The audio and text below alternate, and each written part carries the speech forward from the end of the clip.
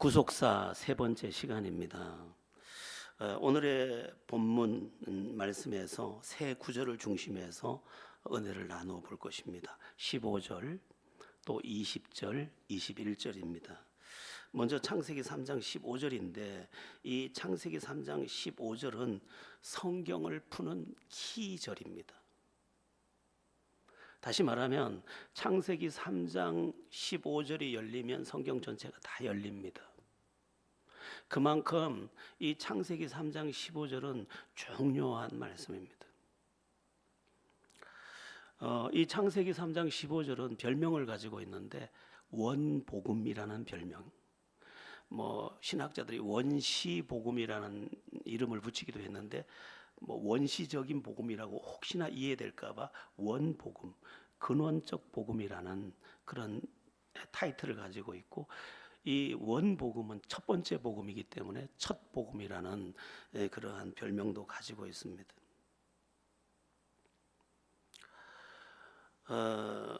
왜 이러한 별명이 붙었느냐? 이제 창세기 1장에서 하나님께서 천지를 창조하시고 그 다음에 낙원을 주시고 인간에게 낙원을 주시고 그리고 행위 언약을 맺었을 때 인간이 그 낙원을 선택한 것이 아니고 사탄이 보낸 뱀에게 속아서 이제 하나님과의 행위 언약에서 실패를 하고 먹지 말라고 계약한 그 선악을 알게 하는 나무 열매를 먹게 되었는데, 그로 인하여 하나님의 말씀 그대로 인간에게 죽음이 찾아왔고 심판과 저주가 찾아왔는데, 이 3장 15절에서 그 문제를 해결하는 복음이 즉시 선포되고 있는 그러한 내용이기 때문에 원복음이다, 첫 복음이다, 이렇게 설명하고 있는 것입니다.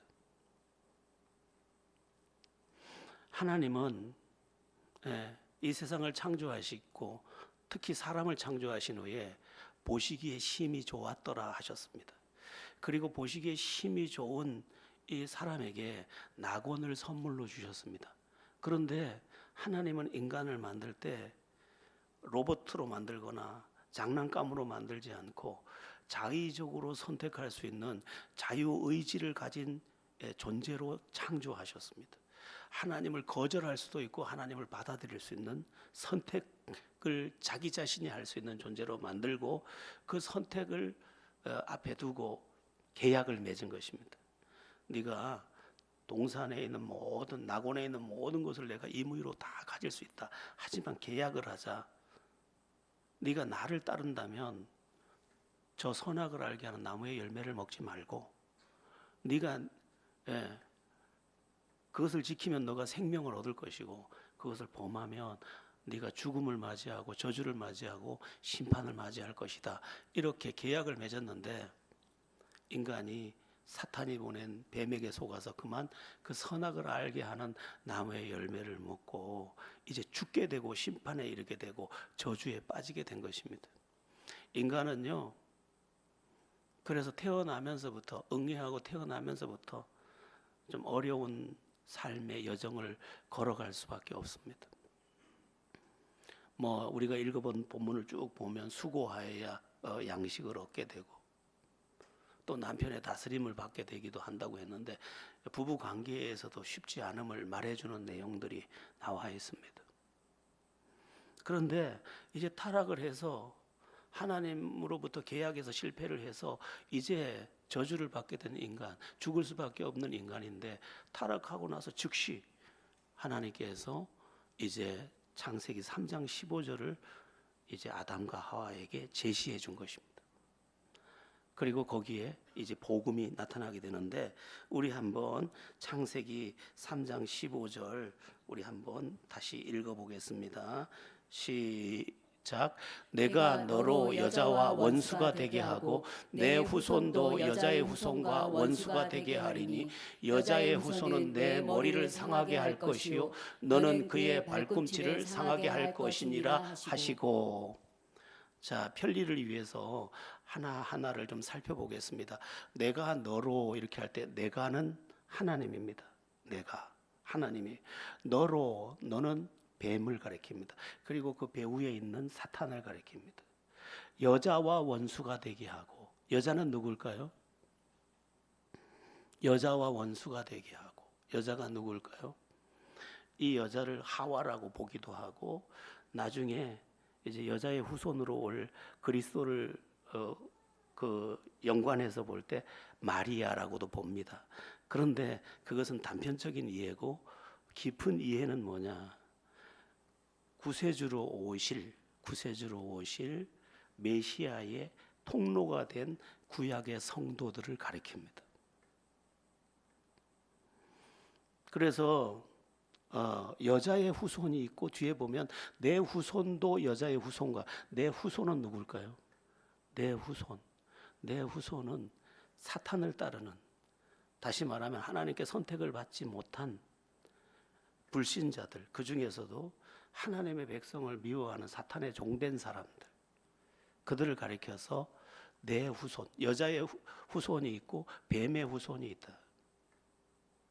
그 뱀의 후손, 사탄을 따르는 그 사람들과 여자의 후손, 하나님의 택한 백성 간의 관계도 원수가 되게 하리니. 예. 그래서 구약 성경을 쭉 공부해 보면 하나님이 선택한 백성을 하나님의 선택을 받지 못한 사람들이 계속해서 죽이려고 합니다. 그리고 그것은 메시아가 오지 못하게 하는 사탄의 전략이기도 했습니다. 그래서 쭉 이렇게 족보를 보면 택한 백성들을 계속해서 택함 받지 못한 세상의 악한 영에 지배된 그들이 계속해서 공격을 합니다.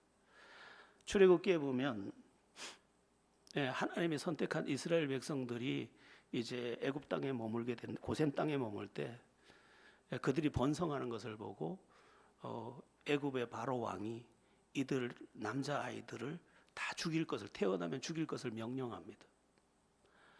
그러니까 자기 입장에서는 이들이 번성해서 다른 민족과 결탁을 해서 자기들을 공격할까 봐 두려워서 그 유대인들이 번성하는 것을 그렇게 죽여서 억압한 것이지만, 사실은 그 배후에 악한 마귀가 그의 두려워하는 마음을 이용해서 지금 택한 백성을 공격하고 있는 그러한 모습이죠. 에스더서에 가보면 하만이라는 사람이 자기에게 인사하지 않는다고, 모르드게가 인사하지 않는다고, 모르드게가 어느 민족인지를 찾아보니까 유대인이래. 그래서 모르드게만 죽이는 것은 작은 일이다. 저가 속한 민족을 다 죽이자. 그래서 유대인 전체를 죽이기로 결정을 합니다. 그래서 실제로 죽을 위기에 넘어가는데 하나님이 에스더를 깨워서 죽으면 죽으리다 하고 하나님의 은혜를 입어서 유대인이 살아나는. 또 아달랴라고 하는, 아시아라는 아들이, 자기 아들이 왕인데 그 왕이 죽게 되자 자기의 손자들을 아달랴가 다 죽여버립니다. 그렇게 되면 문제가 생깁니다. 하나님이 약속한 다윗의 자손, 그리고 아브라함의 자손, 그리고 언약 백성의 통로가 끊어지게 되는 것입니다. 그런데 그때 요아스라고 하는 한 아이를 숨겼다가 그가 8살 될 때 그를 등극시켜서 그 등불이 꺼지지 않도록 하고, 그래서 하나님의 약속을 따라서 메시아의 족보가 이어지고 결국 구약의 그 택한 백성의 그 통로를 따라서 이제 예수님이 오시게 됩니다. 지금 이 시대도 다르지 않습니다. 오실 예수의 통로가 되는 백성을 이제 말살하려고 했던 그 사탄은 지금 오신 예수를 믿는 사람들을 타락시키려고 합니다. 우리 시온이가 죄에 대해서 민감해야 된다는 부분을 이야기를 하길래 내가 깜짝 놀랐는데, 저건 하나님의 영에 붙잡힌 사람의 마음입니다. 나중에 보면 제가 설명을 드릴 것입니다. 지금도 그 사탄은 예수님을 못 오게, 구세주가 못 오게 회방하던 그 악한 사탄은 이제 오신 예수를 못 믿도록 해방하고, 못 믿게 하는 방법이 뭐냐 하면 세상 문화나 어떤 음란한 문화 속에 빠지게 만들어서 예수님을 찾아가지 못하게 만드는 것입니다. 그래서 지금 오늘날의 문화가 이렇게 타락을 하고, 이렇게 음란하고, 또 이렇게 사납고, 이렇게 이해 못할 일들이 사방에서 일어나고 있는 것입니다. 사탄은 직접 사람을 공격하지 않습니다. 사탄은 가장 많이 이용하는 것이 사람입니다. 예수님께서 십자가에 못 박힐 때 누구를 통해 팔려갑니까? 가룟 유다. 가룟 유다가 어떤 마음을 품고 있었습니까?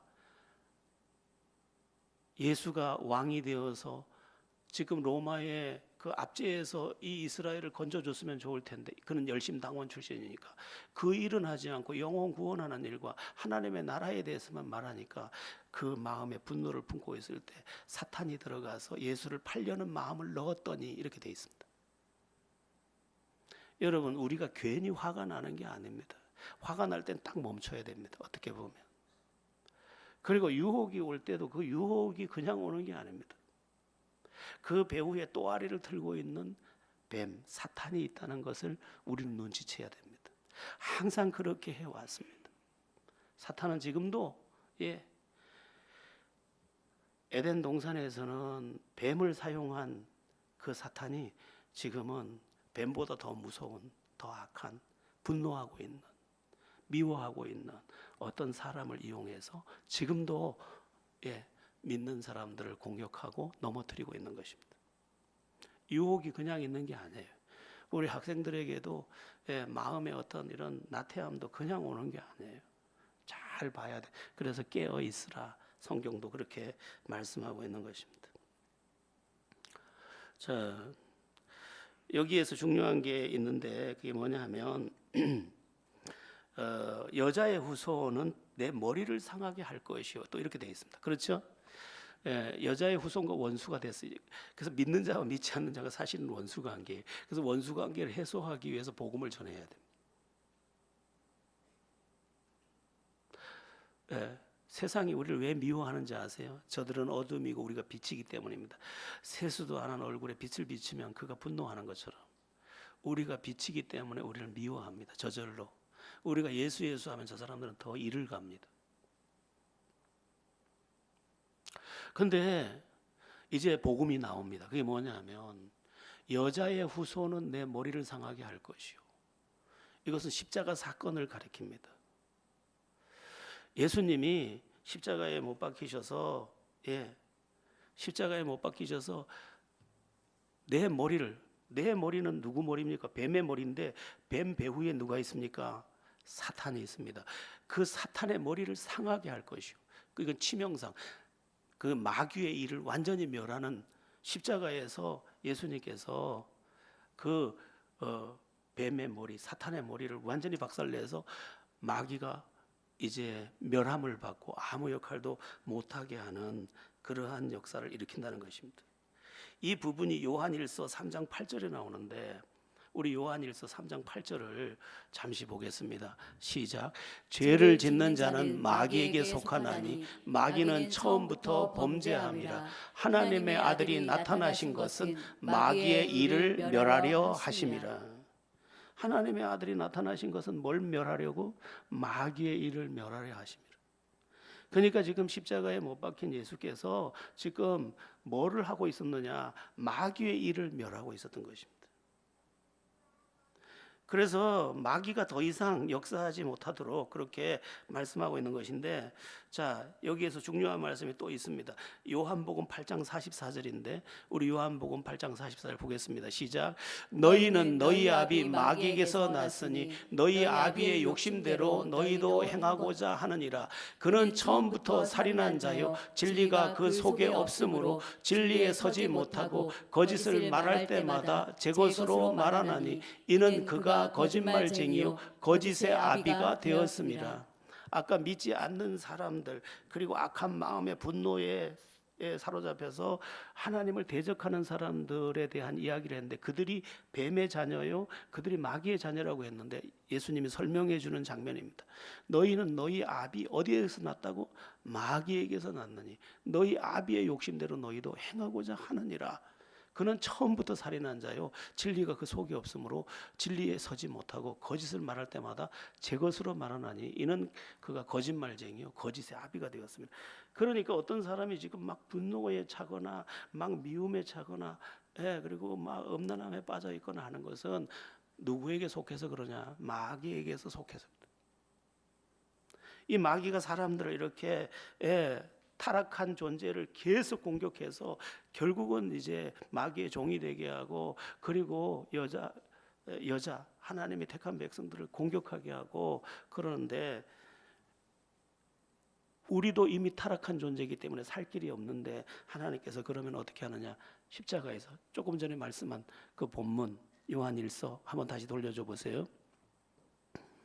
죄를 짓는 자마다 마귀에게 속하는, 마귀는 처음부터 범죄함으로 하나님의 아들이 나타나신 것은 마귀의 일을 멸하려 하심이라. 십자가에서 지금 이 마귀의 머리를 부수게 한다 이렇게 말씀하고 있는 겁니다.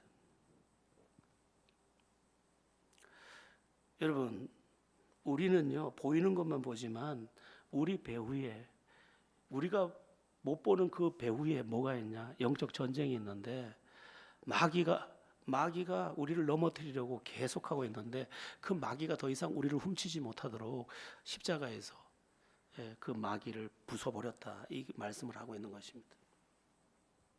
인간은 영적인 존재예요. 보이는 것만 우리가 보고 있지만 그 배후에 마귀가 있다는 것을 우리가 알아야 합니다. 히브리서 2장 14절도 한번 보겠습니다. 히브리서 2장 14절 시작. 자녀들은 혈과 육에 속하였으며 그도 또한 같은 모양으로 혈과 육을 함께 지니심은 죽음을 통하여 죽음의 세력을 잡은 자 곧 마귀를 멸하시며. 십자가가 나옵니다. 죽음을 통하여 죽음의 세력을 잡은 자 곧 마귀를 멸하시며, 이 십자가 사건. 그러니까 뱀의 머리를 깨부수는, 뱀 배후에 있는 사탄의 머리를 깨부수는 일은 뭐냐? 십자가, 당신이 십자가에 죽으시면서 이 마귀의 일을 멸하신 것입니다. 여러분, 우리가 그냥 구원받는 게 아닙니다. 예수 믿으면 구원이지만 그 구원이 이루어지도록 예수님께서 먼저 십자가에서 마귀의 일을 멸해 버렸습니다. 마귀가 더 이상 우리를 자기의 나라 지옥으로 끌고 가지 못하도록 마귀의 일을 멸해 버렸습니다. 그래서 예수 믿으면 어떻게 되느냐? 마귀가 나를 떠나게 되는 것입니다. 물론 계속해서 유혹을 합니다. 그러나 우리를 만지지도 못합니다. 유혹은 합니다. 그리고 예수 믿으면 우리가 신비적 연합으로 예수께 속한 자가 됩니다. 그러므로 예수와 더불어 부활하고 예수와 더불어 승천하고 예수와 더불어 영원한 영광에 들어가는 것입니다. 그러면 너는, 우리 3장 15절 다시 돌려주시면요, 너는 그의 발꿈치를 상하게 할 것이니라 이렇게 또 되어 있습니다. 3장 15절에 보면 여자의 후손이 누구죠? 예수님이죠. 예수님은 왜 여자의 후손이죠? 택함 받은 백성의 통로를 통해서 오기도 했지만 동정녀 마리아를 통해서, 남자를 통하지 않고 여자를 통해서 이 세상에 온 유일한 분입니다. 뒤에 또 설명을 할 것입니다. 그 여자의 후손이 예수님인데 그 여자의 후손이 내 머리를 상하게 할 것이요 이렇게 되어 있는데, 그 여자의 후손 예수가 너를 박살낼 거다. 그런데 너는 그의 발꿈치를 상하게 할 것이라 이렇게 되어 있습니다. 이 발꿈치를 상하게 한다, 이것도 십자가 사건인데, 사탄이 여자의 후손 즉 예수님의 발꿈치를 뭅니다. 발꿈치를 물게 되면, 뱀이 발꿈치를 물게 되면 치명상을 입게 됩니다. 죽을 수도 있죠. 실제로 죽습니다. 그런데 예수님도 십자가에서 죽습니다. 사탄에게 물린 거죠. 내어주신 거지만 물렸습니다. 그런데 어떻게 상하게 한 것으로 끝났느냐? 부활하심으로 완전히 승리하셨습니다. 그 부활로 인해 결국 사탄의 머리를 밟는 승리로 바뀌어진 것입니다. 가롯 유다를 부추겨서 예수님을 십자가에 못 박게 하도록은 성공했지만 오히려 거기서 사탄의 머리가 박살이 나고, 죽였다고 물어서 죽였다고 생각했지만 부활을 하심으로 십자가에서 그 사탄의 모든 계략과 공격을 박살내 버린 것입니다. 여러분, 그리스도인의 승리는 바로 이 승리에 동참하는 것입니다. 예수님의 십자가의 승리가 내가 믿을 때 나의 승리가 되도록 하나님께서 일찍이 장치해 놓으셨습니다.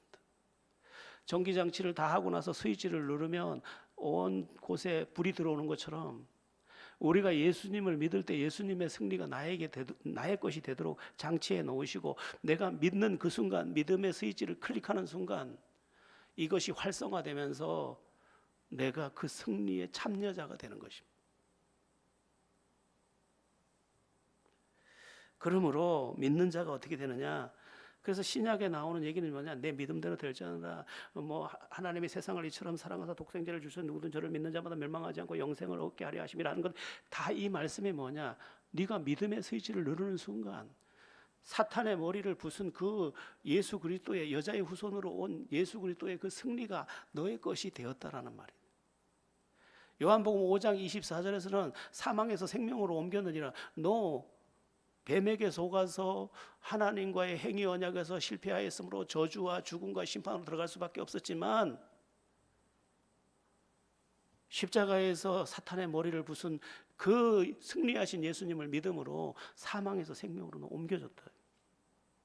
여러분, 우리가요 사망에서 생명으로 옮겨진 것입니다. 우리가 지금 이 살고 있는 현실들은 살아야 되는 당위성의 여러 가지 문제로 얽매여 있지만, 영적으로 보면 예수 그리스도께서 우리가 태어나기도 전에 우리의 저주 문제를 다 해결해 놓으신 것이고, 오늘이라는 우리 이 시간 속에서 그분을 나의 예수로 믿는 그 순간, 우리가 스위치를 누르면 모든 것이 활성화되는 것처럼 믿음의 스위치를 누르고 믿음을 클릭하는 순간 예수 그리스도의 승리가 본물처럼 내게 다 들어와서 나의 것이 되는 것이죠.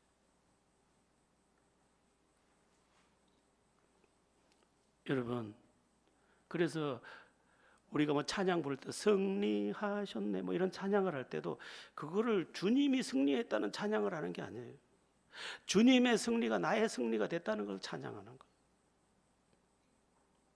왜냐하면 내가 믿을 때 신비적 연합이 일어나게 장치해 놓으셨고, 내가 예수를 믿을 때 이 승리가 나의 승리가 되도록 활성화되도록 장치해 놓으셨기 때문에 그것이 다 나에게 임하는 것입니다.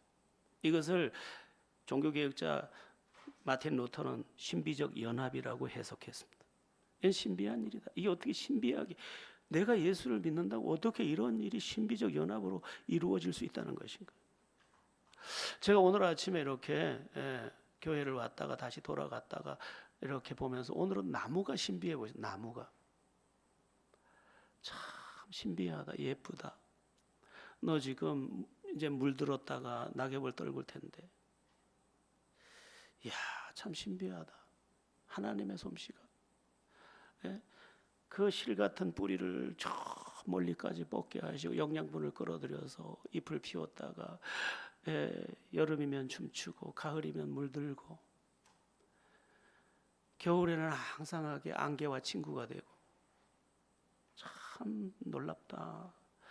그 나무 한 그루에 하나님의 손길이 저렇게 신비하다면 우리를 향한 구원의 계획과 우리를 지극히 사랑하는 그 사랑의 손이 얼마나 세밀할까. 문제는 딱 하나구나. 우리에게 믿음이 없구나. 여러분, 믿음만 있으면요 어디를 봐도 다 하나님께 다 맡길 수 있는 일들밖에 없어요. 믿음의 눈으로 보면. 근데 내가 믿는 순간 모든 것이 활성화된다니까.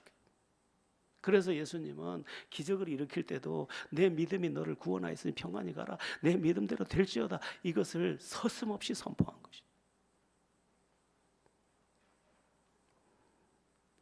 여자의 후손으로 오신, 그것도 이게 세상이 창조되고 얼마 되지 않은 창조가 끝나고 낙원을 제공한 지 얼마 안 된 그때 곧바로 예수 그리스도를 여자의 후손으로 준비해서 선포하고 있는 예수님이니까 우리를 향한 대책을 그 즉시 세워서 우리에게 지금 제공해주고 있는 하나님의 열심을 보게 됩니다. 우리가 게으르지요. 하나님은 뜨겁습니다. 여러분, 우리 몸에 암이 걸리지 않는 한 장기가 있대요. 심장이래요. 심장은 뜨거워서 암이 못 들어간대요. 우리의 믿음만 뜨거우면요, 아무것도 우리를 건드리지 못한다니까요. 믿음이 식어버리니까 암세포 붙듯이 막 원망도 와서 붙고, 불신앙도 와서 붙고, 억울함도 붙고, 막 두려움도 붙고 와서 난리를 치는 거지. 우리의 믿음만 뜨거우면 아무것도 우리를 만지지도 못한다니까요. 자, 여자의 후손에 대한 한 가지 더 알아둘 내용이 있는데 갈라디아서 4장 4절을 보겠습니다. 갈라디아서 4장 4절.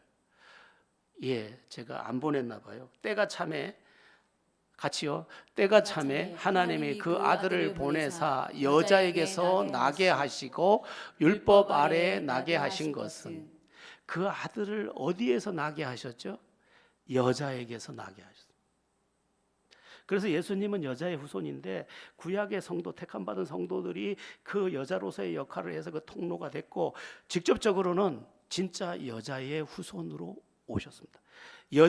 여자만의 몸에서 나온 유일한 분이 예수님. 왜 그러셨을까요? 그것은 유전된 죄를 없게 하기 위해서입니다. 아담은 죄인이 되었고 아담의 자녀들도 죄인으로 태어났습니다. 그리고 그 자녀 모두가 죄인으로 태어났습니다. 그래서 인간은 원죄라는 죄를 가지고 이 세상에 태어납니다. 그러니까 응애하고 태어나는 순간 죄인이 태어난 거예요. 근데 죄인은 다른 사람의 죄를 짊어지고 갈 수가 없습니다. 이미 자기 죄가 있기 때문에.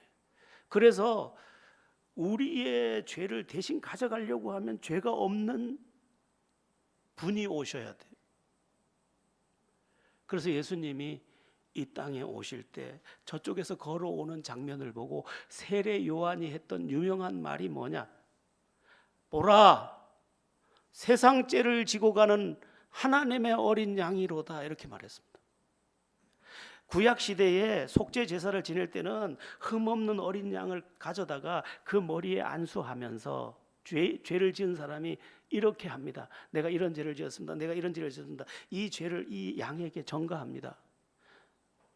그러면 죄를 전가받은 이 아무것도 모르는 이 양이, 죄를 진 적이 없는 이 양이 대신 찔려서 죽고 핏부림을 당하고 가죽이 벗겨지고 각을 떠서 불에 던져집니다. 그것은 장차 오실 여자의 후손으로 와서 인간의 저주를 다 가져가실 장차 오실 속죄 양으로서의 그 예수님에 대한 모형들입니다. 그림자죠. 그런데 누구도 인간의 죄를 완전하게 가져갈 자격자가 없는데, 남자의 족보를 따르지 않은, 상속된 죄가 전혀 없는, 그래서 우리의 죄를 가져갈 수 있는 그분이 속죄 양으로 오신 것입니다.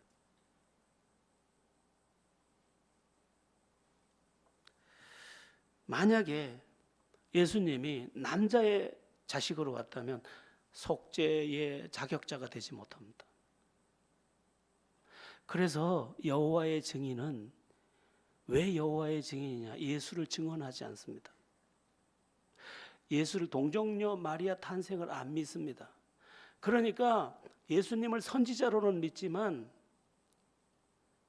그를 십자가에서 우리의 죄를 다 가져가신 구약이 예표한, 그리고 구약의 완성으로 오신 대속의 어린 양으로 받아들이지를 않습니다. 냉정하게 말하면 여호와의 증인에는 구원이 없는 거죠. 그래서 이단이고요. 그래서 우리가 사도행신경을 외울 때 빼놓지 않고 해야 되는 고백이 뭐냐? 동정녀 마리아에게서 나시고 전능하사 천지를 만드신 하나님 아버지를 내가 믿으며 그 외아들 예수 그리스도를 믿사오니 이는 성령으로 잉태하사 동정녀 마리아에게 나시고, 이거를 선언하지 않으면 안 되는 거죠. 여러분, 죄 있는 자가 죄를 가져갈 수는 없잖아요. 죄 없는 자가 죄를 가져갈 수 있습니다. 그런데 신비한 것은 우리가 예수를 믿는 순간 우리의 죄가 또 믿는 순간, 믿음이 클릭되는 순간 우리의 죄는 숑 하고, 카톡을 보낼 때 우리가 클릭 하나만 하면 내게 있던 사진이 저에게로 가는 것처럼, 내게 있는 파일이 전부 저리 가는 것처럼, 내게 있는 죄의 파일이 전부, 내 영혼의 파일들이 전부 저리로 옮겨지면서 나는 포맷이 됩니다. 그리고 예수님의 의가 나에게 곧바로 전송되어 와서 의를 옷 입게 됩니다. 그래서 우리를 의인이라고 합니다. 참 놀라운 일입니다. 뭐가 놀라우냐 하면 우리의 구원이 창세기 그때 이미 준비되어 있다는 거예요. 예언되었다는 거예요. 그리고 그 예언이 신비하게도 수천 년을 거쳐서 실제로 여자의 후손으로 오신 예수가 십자가에서 이 모든 걸 완성해 내셨다는 거예요. 그래서 예수님이 십자가에서 하신 여러 말씀 중에 하나가 다 이루었다. 창세기 3장 15절 그 말씀을 내가 다 이루었다. 내가 사탄의 머리를 깨부쉈다. 다 이루셨습니다. 우리는 뭐만 하면 되느냐? 믿기만 하면 돼. 믿음이 스위치라니까. 믿음이 손이라니까. 어떤 사람이 나에게 보석을 선물로 준다고 할 때 내가 그냥 받으면 돼. 아, 진짜 줄 것 같으네. 그리고 딱 받는 순간 그건 선물이, 내 공로도 없어요. 그냥 받은 거예요. 예수 그리스도께서 그렇게 우리를 위해서 여자의 후손을 하나님께서 준비하셨고, 그 여자의 후손은 사탄의 머리를 깨서 저주가 나의 왕노릇하지 못하게 한 것입니다. 주님은요 참 치밀하십니다. 아까 나무 이야기를 했는데 얼마나 세밀한지 몰라요. 우리의 구원이 그냥 얼기설기 이야기가 아닙니다. 하나하나 정말 정확합니다. 그래서 빈틈이 조금도 없는 구원입니다. 우리가 빈틈이 있어서 그냥 허부적거리는 것이지, 하나님은 우리에 대해서 빈틈이 전혀 없습니다. 그래서 오직 의인은 믿음으로 말미암아 살리라 한과 같으니라 했는데, 믿음 하나 딱 붙들고 말씀 딱 붙들고 깨끗하게 주님 앞에서 믿는다면 주님의 세밀하신 손이 우리의 걸음을 놀랍게 이끌어갈 줄로 믿습니다.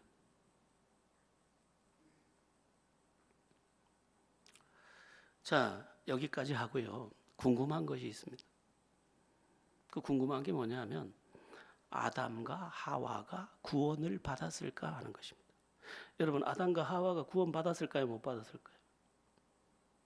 아담은 하나님과의 행위 언약에서 실패했잖아요. 받았어요? 못 받았어요? 대답 좀 하이소. 에? 구원을 받았어요. 구원을 받은 증거가 이제 20절과 21절이에요. 이 말씀이 우리에게 도전이 되고 여러분의 구원의 확증이 되기를 기대하면서 먼저 20절을 보겠습니다. 20절입니다. 시작. 아담이 그의 아내의 이름을 하와라 불렀으니 그는 모든 산자의 어머니가 되었음이더라. 아담은 타락한 후에 절망했습니다. 왜냐하면 실제로 가시넝쿨이 나고 죽음의 그림자를 느끼고 또 여호와의 낯을 피하여 숨고, 그리고 벌거벗었으므로 무화과 나무 잎으로 자기의 부끄러움을 가렸습니다. 전혀 하지 않던, 부끄러움이라는 걸 전혀 몰랐어요. 두려움을 몰라 두려움도 들어와 버렸어요. 낙원이었던 그곳에 가시넝쿨이 나기 시작했어요. 그리고 한 번도 미워하지 않던 하와가 저 여자가 먹게 하여서 저 여자 탓이 이제 들어오면서 이게 뭔가 무너지는 것을 알게 됐어요. 그랬는데 하나님께서 창세기 3장 15절 말씀을 그런 아담과 하와에게 말씀을 주신 거예요. 여자의 후손이 올 건데 그 여자의 후손이 그 사탄의 머리, 너를 타락하게 한 그 뱀의 머리, 사탄의 머리를 완전히 부숴낼 것이고, 그리고 너희가 구원받을 것이라는 메시지를 주신 것입니다. 그런데 이 하와가, 아니 아담이 여지껏 이름이 없던 여자를, 그 여자에게 이름을 딱 붙여줍니다. 그게 뭐냐? 하와라 하여 불렀으니, 하와라 불렀으니 그는 모든 산자의 어머니가 됨이더라, 이렇게 되어 있습니다. 여기 하와라는 뜻이 굉장히 중요한데 생명이라는 뜻입니다. 생명. 자, 조금 전에 하나님과의 행위 언약에서 실패해서 지금 죽음을 선고받았는데 자기는 자기 아내의 이름을 생명이라고 붙여준 거예요. 왜 그랬을까? 조금 전에 죽음의 그림자를 만났었으나 하나님의 말씀을 들어보니까 여자의 후손으로 구세주가 와서 그 사탄의 머리를 깨부수고 자신들을 건져준다는 창세기 3장 15절이 믿음으로 받아들여진 것입니다. 아, 우리가 죽을 수밖에 없었으나 여자의 후손이 와서 사탄의 머리를 깨고 우리를 건져주는구나 하고 자기 아내의 이름을 하와라고 붙였는데, 하와라고 붙인 이유가 뭐냐? 그 말씀이 믿어진 것입니다.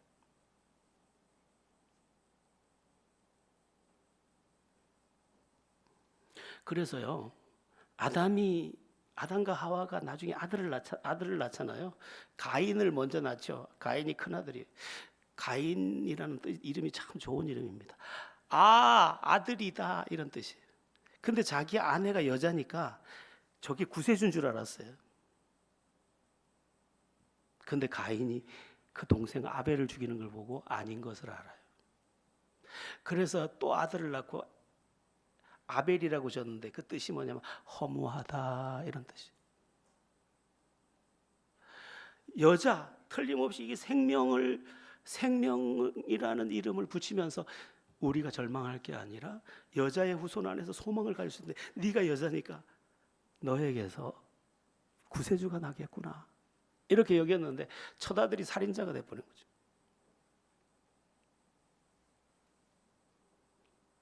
그래서 이 아담이 그 이후에 그 행적이 달라집니다.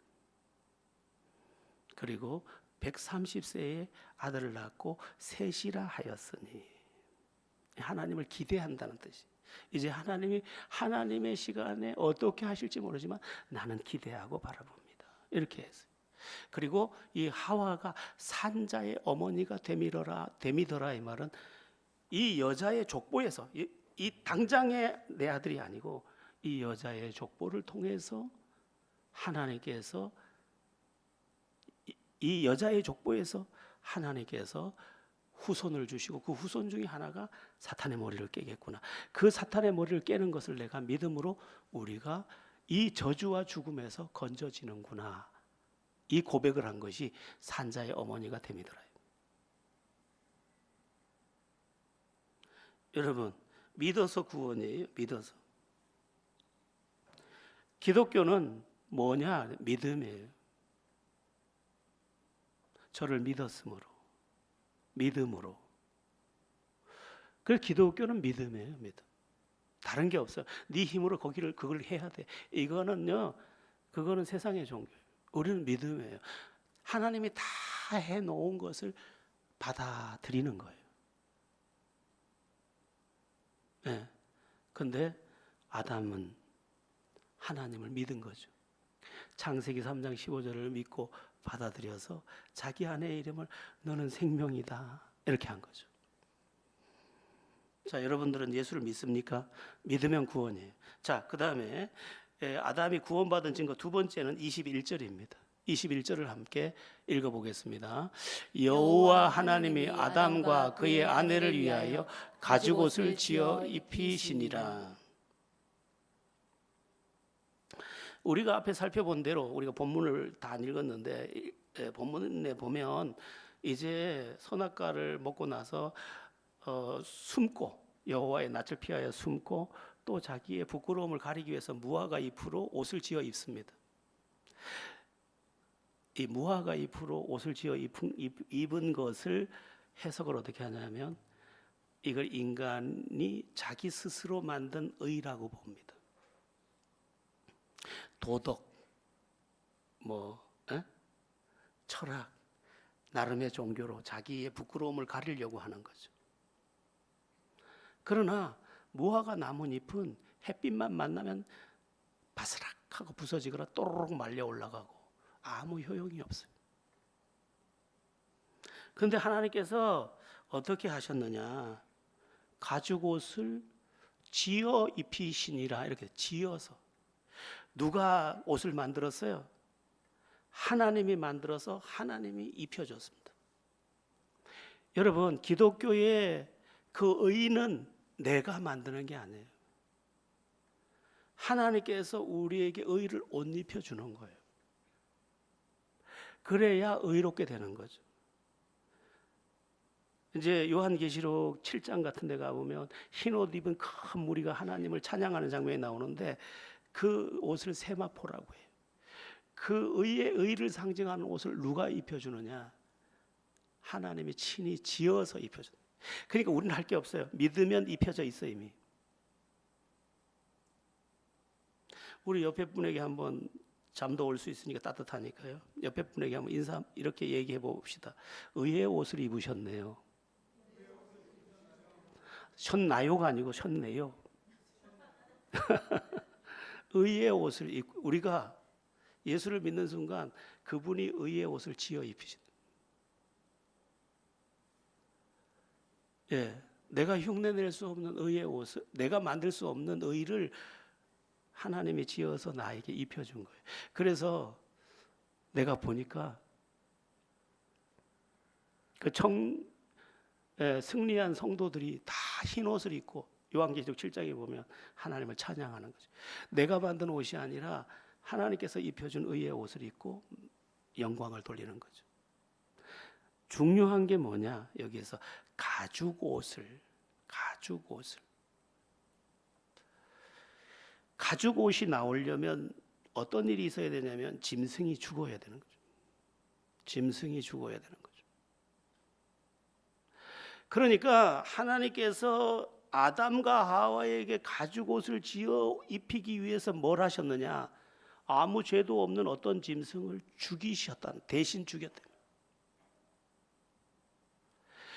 그래서 이 가죽옷의 재료가 된 짐승이 뭐였을까 생각할 때 양이라고 보는 거예요. 양이라고. 성경 전체와 연결했을 때. 그렇게 연결하면 하나님께서 아무 죄도 없는 양을 그 죄인의 죄를 덮어주기 위해서 죽여주신 거죠. 그런데 예수님이 그와 같았다 이 말이죠. 예수님께서 우리 대신 십자가에서 아무 죄가 없는 예수님께서 우리 대신 십자가에서 죽어주신 것입니다. 그러니까 아담과 하와가 입고 있던 그 가죽옷은 의의 옷이고 양이 대신 죽은 옷이고 우리가 입은 오늘 의인으로서의 옷도 예수님께서 십자가에서 대신 자기 목숨을 내어주어서 당신의 의의 옷을 벗겨서 우리에게 입혀준 바로 그 옷. 그래서 우리가 의인인 거죠. 그러니까 아담이 지금 믿음으로 자기 아내 이름을 생명이라고 붙인 것과 그리고 하나님이 지어 입혔다는 말은 그분이 디자인하고 그분이 방금 손바늘질 다 해서 직접 딱 맞게 입혀줬다는 뜻이니까. 우리가 예수를 믿을 때 그 예수님의 의를 우리에게 친히 갖다 딱 우리에게 맞게 입혀주신 것입니다. 그러니까 아담과 하와는 인류를 저주에 던진 시작의 사람이지만 그들이 비록 죄인이었지만 여자의 후손으로 올 그 머리를, 사탄의 머리를 부술 그 여자의 후손을 바라보며 믿음의 고백을 하였고 그 믿음이 구원을 받았으며 그 믿음이 의의 가죽옷을 입게 했다는 거죠. 그러므로 지금 여기 아담과 하와가 구원을 받았다 이렇게 해석할 수 있는 거죠. 히브리서 9장 22절에 피 흘림이 없은즉 사함이 없느니라 이렇게 되어 있습니다.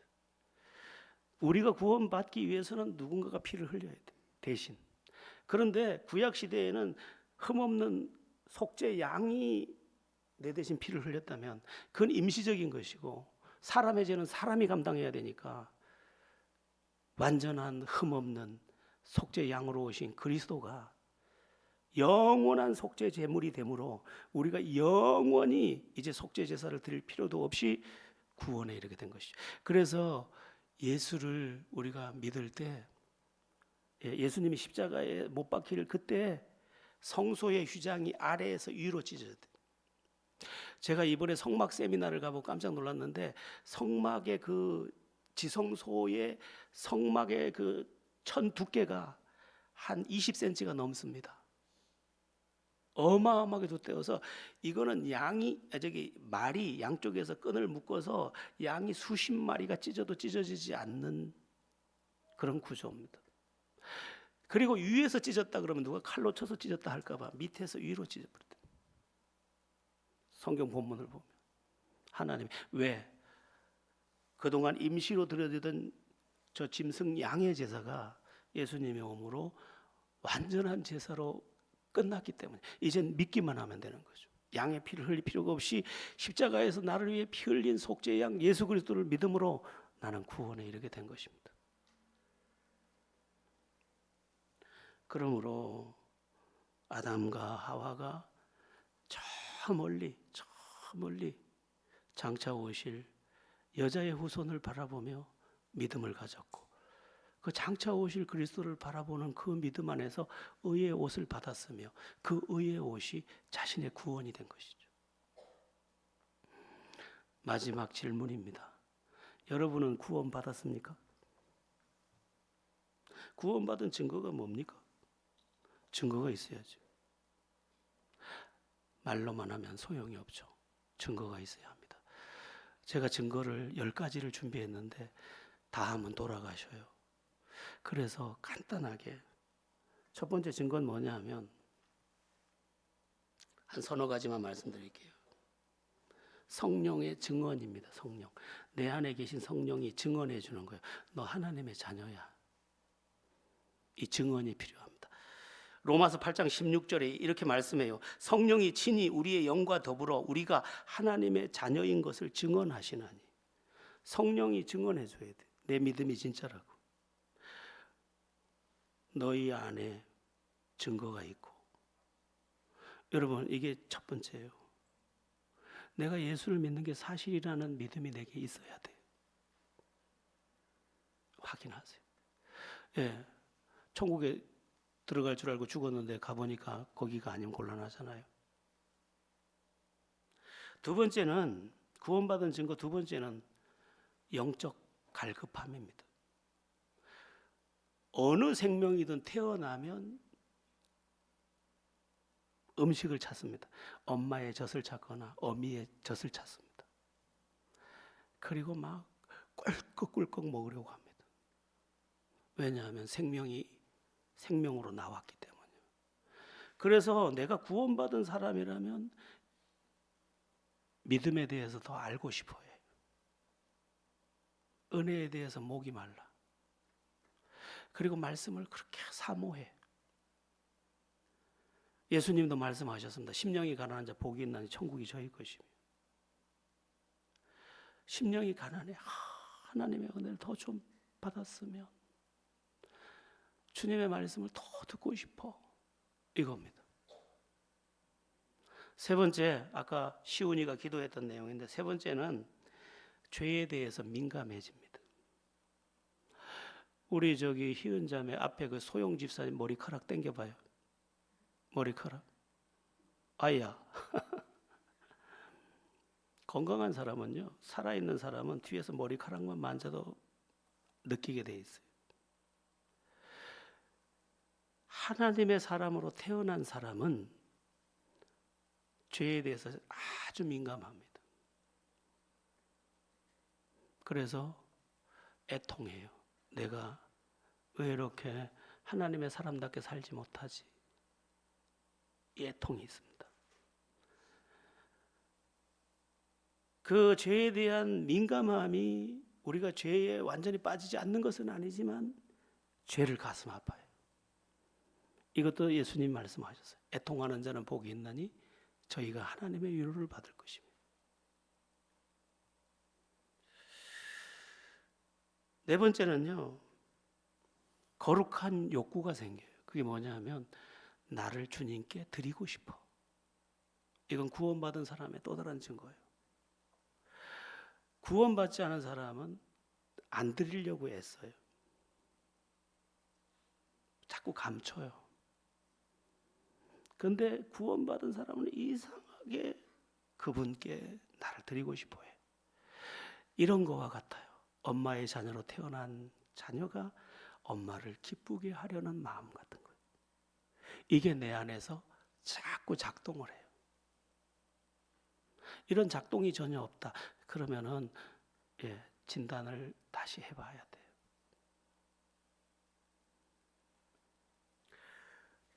또 한 가지, 다섯 번째는 내가 성장하고 변화돼요. 변화되는 것을 뭘로 알 수 있냐면 안 참아지던 것이 참아지고, 또 그전에는 말 안 하고 못 넘어갔었는데 말 안 하고 넘어갈 수 있게 돼요. 입술이 이게 어렵거든요. 통제가 되지. 그리고 지난 시간이 부끄러워. 성장하면 어제 그 시절이 부끄러운 것처럼 성숙이 일어나요. 그 다음에 사랑의 마음이 생겨요.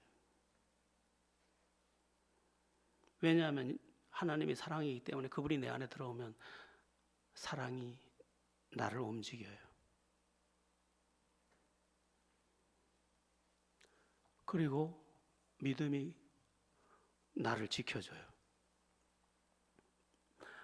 어려움이 와도 주님을 의지하는 믿음이 내 안에 있어요. 그 모든 게 10가지를 다 하면 구원받은 사람에게서 나타나는 증상이에요. 자, 창세기 3장 15절, 창세기 3장 20절, 창세기 3장 21절. 구원받은 아담과 하와, 그리고 구원받았는지 확인해야 되는 오늘 우리. 다시 한번 살펴보시고, 구원과 상관없는 종교 생활은 내 인생에서 완전히 아웃.